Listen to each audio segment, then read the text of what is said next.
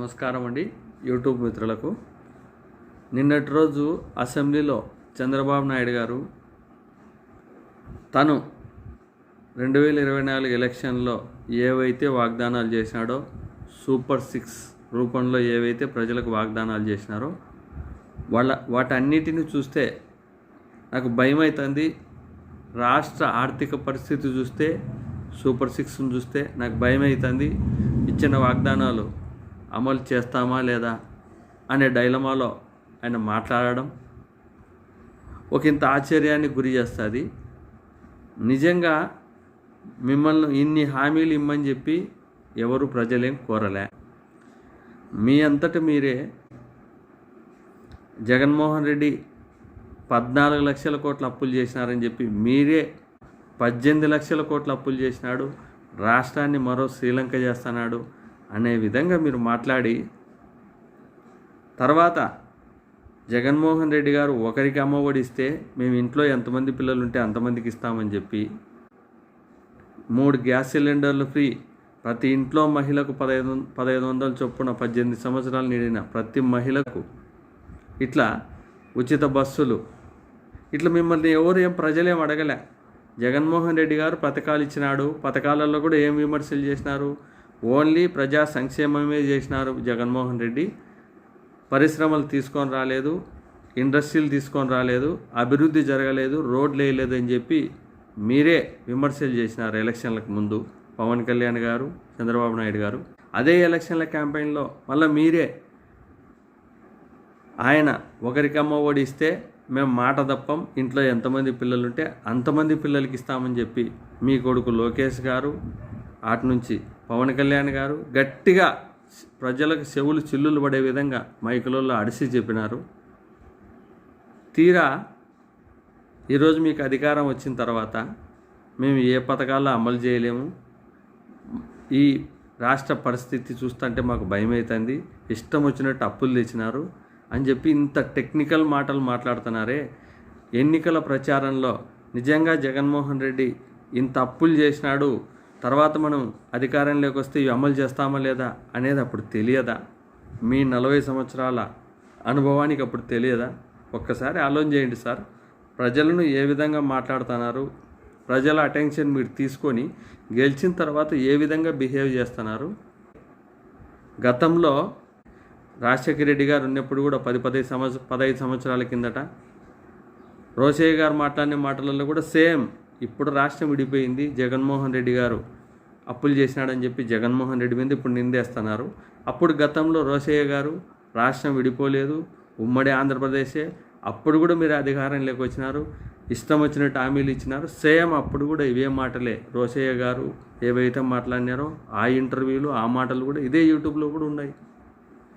మీరు అప్పుడా ఇప్పుడా అని తేడా లేకుండా ఎలక్షన్లు వచ్చినాయంటే మీరు మాట్లాడే మాటలు ప్రజలు నిజంగా ప్లేట్లేక అన్నం పెట్టి మాకు బిర్యానీ పెడతాడేమో అనే విధంగా మీ యొక్క మాటలు ఉండడం, గెలిచిన తర్వాత సింపుల్గా నిన్న అసెంబ్లీలో మాట్లాడినట్టు ప్రజా పథకాలను తుంగలో దొక్కే విధంగా మీరు మాట్లాడడం.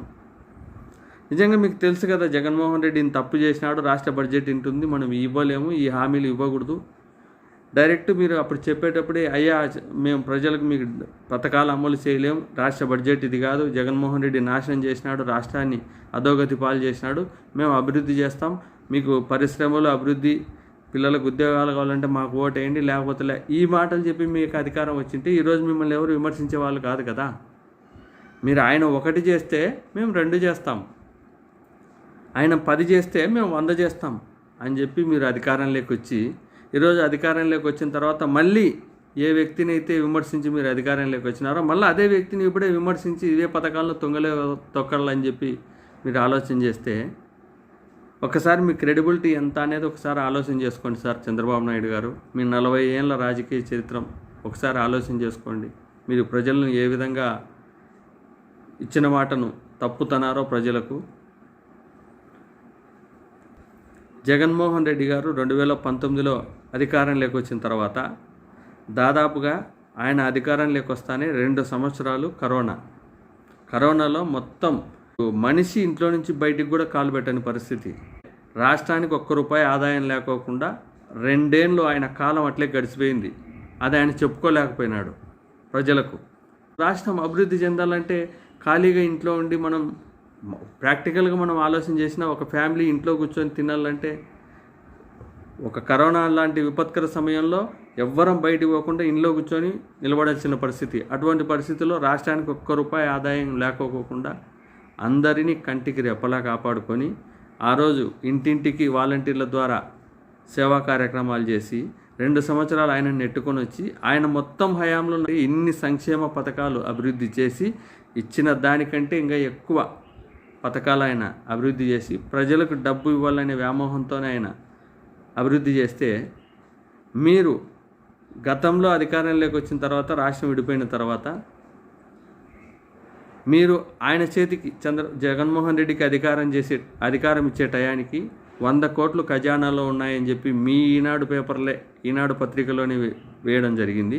తర్వాత 4.5 లక్షల కోట్లు మీరు ఆ రోజు జగన్మోహన్ రెడ్డికి ఇవ్వడం జరిగింది అప్పుగా. అంటే ఒక రాష్ట్రాన్ని అభివృద్ధి చేయలే, ఒక రాజధాని కట్టలే, మీరు ఏమీ చేయలే, 4.5 లక్షల కోట్లు మీరు అప్పు చేయడం జరిగింది. ఇప్పుడు జగన్మోహన్ రెడ్డి గారు 2 సంవత్సరాలు కరోనాకు పోయింది, తర్వాత రాష్ట్రానికి రాబడి లేదు, తర్వాత 3 సంవత్సరాలు మాత్రమే ఆయన పాలన. 3 సంవత్సరాలలో నాడు నేడు కింద పనులు, దాదాపుగా పోర్ట్లు కట్టినాడు, హార్బర్లు కట్టినాడు. ఇట్లా కొన్ని సంక్షేమ పథకాలు, కిడ్నీ బాధితులకు హాస్పిటల్స్, ఉద్దానం, తర్వాత మెడికల్ కాలేజీలు 18, ఇటువంటివన్నీ సంక్షేమ పథకాలన్నీ చేసిన జగన్మోహన్ రెడ్డి 4.5 లక్షల కోట్లు అప్పు చేస్తే ఆయన హయాంలో మీరు 4.5 లక్షల కోట్లు ఏ అభివృద్ధి లేకుండా మీరు చేయడం, ఇదంతటి కలిసి 18 లక్షల కోట్లు అప్పు చేసినాడు జగన్మోహన్ రెడ్డి అని ఎలక్షన్లో ప్రచారం చేయడం, ఇప్పుడు మీరు గెలిచడం, తర్వాత 18 లక్షల కోట్లు కాస్త 10 లక్షల కోట్లు అని చెప్పి మళ్ళీ అసెంబ్లీలో చెప్పడం. ఒక్కసారి నిజంగా ప్రజా జీవితంలో ఉండే నాయకులు కానీ ఎవరైనా కానీ ఒక మాట మాట్లాడితే ఆ మాటకు క్రెడిబిలిటీ ఉండాలా, దానికి నిజాయితీ అనేది ఉండాలా, ప్రజలకు ఏవైతే వాగ్దానాలు ఇస్తారో అవన్నీ నెరవేర్చగలిగే పాటైతే మీరు ముఖ్యమంత్రిగా కొనసాగే అర్హత ఉంటుంది, లేకపోతే ఉండదు అనేది ఒక చట్టాలు ఏమన్నా వస్తే కానీ మీలలో మార్పు వస్తుందేమో. ఇష్టం వచ్చినట్టు ప్రజలను రెచ్చగొట్టడం, అవి ఇస్తానని చెప్పి మీరు అధికారంలోకి రావడం, తర్వాత ఈ కుంటి శాఖలు చెప్పి మీరు డబ్బు సంపాదించుకోవడానికి మీ ఎమ్మెల్యేలు మీకు సంబంధించినటోళ్ళు. గతంలో జగన్మోహన్ రెడ్డి గారు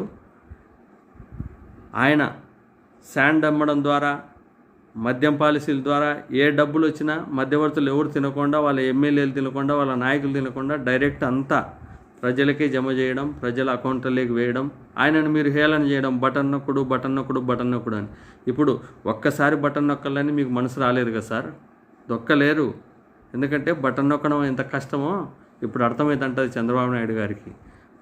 అంటే అప్పుడు మాట్లాడిన మాటలు కాదు, పవన్ కళ్యాణ్ గారు ఊగి మాట్లాడే మాటలు కాదు. ఒక్కసారి పవన్ కళ్యాణ్ గారిని కూడా బటన్ నొక్కు అని జగన్మోహన్ రెడ్డిని నొక్కుడు ముఖ్యమంత్రి అని హేళన చేసినాడు కదా, ఆయన నొక్కబడి సార్ ఒకసారి తెలుస్తుంది బటన్ అంటే ఏందో. పేద ప్రజలకు వాళ్ళ అకౌంట్లలోకి కష్టకాలంలో డబ్బులు పడితే ఆ ఆనందం ఎంత ఉంటుందో ఒకసారి ఆలోచన చేయండి. అది చేసేవాడికే తెలుస్తుంది సార్. ఇంకా ఈ 5 ఏళ్ళు మీరు చెప్పే మాటలు, మీరు చెప్పే ఆ అసెంబ్లీలో కబుర్లు, మీరు మీ పొగడతలు ఇవి వినుకుండగే మా కాలం గడిచిపోతుంది 5 ఏళ్ళు. ఇదే ఇంకా మీరు ప్రజలకు ఏమిస్తారనే ఆశ కూడా లేదు. మీ మొదటి అసెంబ్లీ సమావేశాల్లోనే ఓటాన్ బడ్జెట్ ప్రవేశపెట్టి ప్రజలకు ఇవ్వాల్సిన చిన్న పథకాలు మీరు చెప్పినట్టు కూడా మీరు అమలు చేయని స్థితిలో ఉండాలనే ఉద్దేశంతో ఆడ మీరు చేసిన ప్రవర్తన అర్థమైంది. తెలుసుకోండి సార్, ప్రజలకు ఏవైతే ఇచ్చినారో మళ్ళాసారి 2029లో మిమ్మల్ని విశ్వసించాలంటే ఏవైతే ఇచ్చినారో వాటిని అమలు చేస్తే పవన్ కళ్యాణ్ గారికి కూడా, చంద్రబాబు నాయుడు గారిని ఆల్రెడీ చూసినారు, ఈయన ఏమన్నా కొంచెం చూద్దామనే ఉద్దేశంతో ఈయనకు పవన్ కళ్యాణ్ గారిని చూసి కూడా ప్రజలు చాలామంది ఓట్లు వేయడం జరిగింది. పవన్ కళ్యాణ్ గారు ఇంకా ఆయన ఆ ఊపుడు ఇప్పుడు ఉండదనే విషయం ప్రజలకు అర్థమై ఉంటుంది ఇప్పటికే. ఫస్ట్ ఆ ఎలక్షన్ల ముందర ఏవైతే ఊగి మాట్లాడతాడో ఆ ఊపుడే ఉండదు, ఇప్పుడు అంతా సైలెన్సు. చంద్రబాబు నాయుడు గారు 40 ఏళ్ళ అనుభవం, ఆయన ఎట్ట చెప్తే అట్లా నడుచుకుంటాం, ఆయన మాటకి ఎదురు చెప్పాం, జవదాటం అని ఇప్పుడు ఆయన పెద్ద మాటలు మాట్లాడుతున్నాడు. అప్పుడు రాలే ఇంత సాంప్రదాయాలు ఆయనకు. కానీ ప్రజలు 2029లో మిమ్మల్ని కూడా గమనిస్తున్నారు, అందరినీ గమనిస్తారు. జరగబోయేది దేవుడు చూస్తున్నాడు. ఏం చేస్తారు మీరు, ప్రజలకు ఏమి ఇస్తారు అనేది 5 ఏళ్ళు మీ ఇష్టం. ఇచ్చినా ఇయ్యొచ్చు, ఎగరగొట్టినా ఎగరగొట్టొచ్చు. మీ చేతుల్లోనే ఉంది. గెలిచినారు కదా, ఏమవుతుంది ఇంకా.